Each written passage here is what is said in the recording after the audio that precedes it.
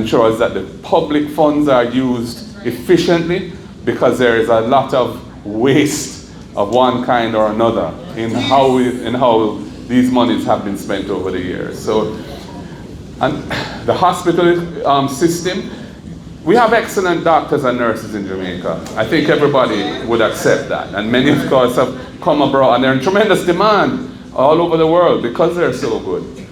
But the facilities that they have to work with are often not sufficiently looked after and maintained. And the terms and conditions that they have to work in terms of their salaries and so on need some attention as well. And the current government has adopted a policy of outsourcing a lot of the diagnostic work. So rather than grasp the nettle, as they would say, and ensure that the diagnostic equipment is maintained and is functioning in the public health system, they send the patients to the private sector. Now that's very, very costly for the public health sector, to the extent that those costs are absorbed, and some of them are not absorbed and are passed on to patients. Many of them can't afford it. So if you get sick in Jamaica now and you don't have resources, you know, it's a very difficult situation to face, that you face. So I would say part of what the government of the country has to do, having really spent a decade solving the public financial situation, is now fixing the social situation in the country. The important amenities that deliver a life that is decent and which people can feel that this is worth being part of. And that's education and healthcare are obviously two critical components of that. Another issue I think you probably have heard about and have concerns about is the situation of crime and violence in the country. Now, that is not a new problem.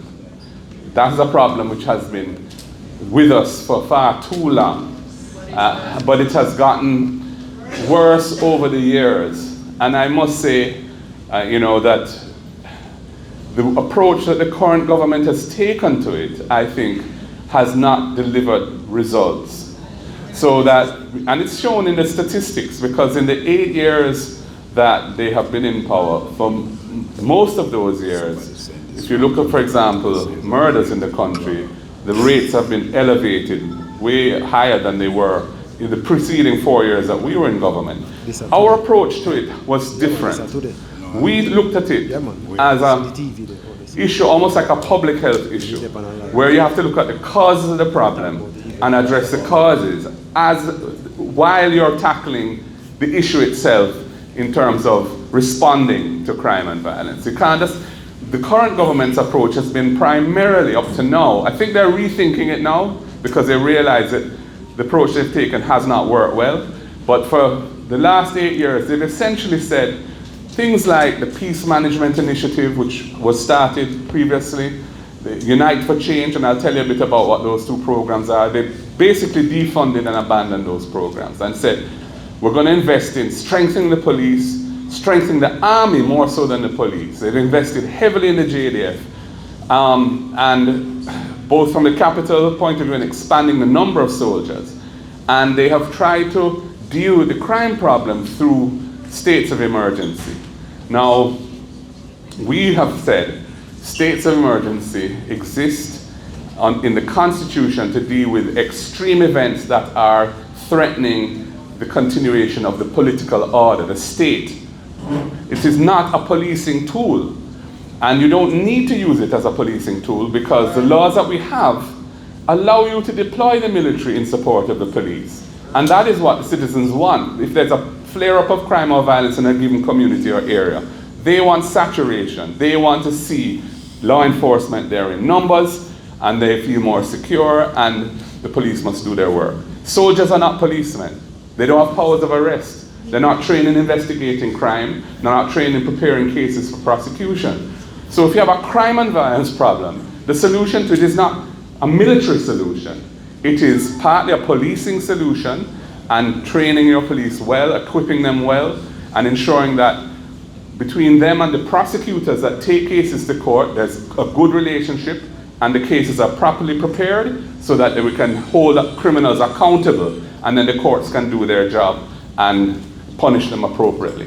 But the other side of it, which is vital, is why are so many youngsters turning to crime? And what are we going to do about that? Because as you take them out of the system one way or another, more come in. So we had a thing called Unite for Change, a program, which is essentially a holistic response to trying to look at youth who are vulnerable to going down the wrong path and giving them citizen rather than somebody who's going to terrorize the country and be part of the problem. And I believe that was a useful program and was delivering results. We also had a thing called the Peace Management Initiative. And how that worked was people in the community who had respect, especially men who, some of them may have been involved in things once upon a time, but they were more mature now and they wanted to be part of the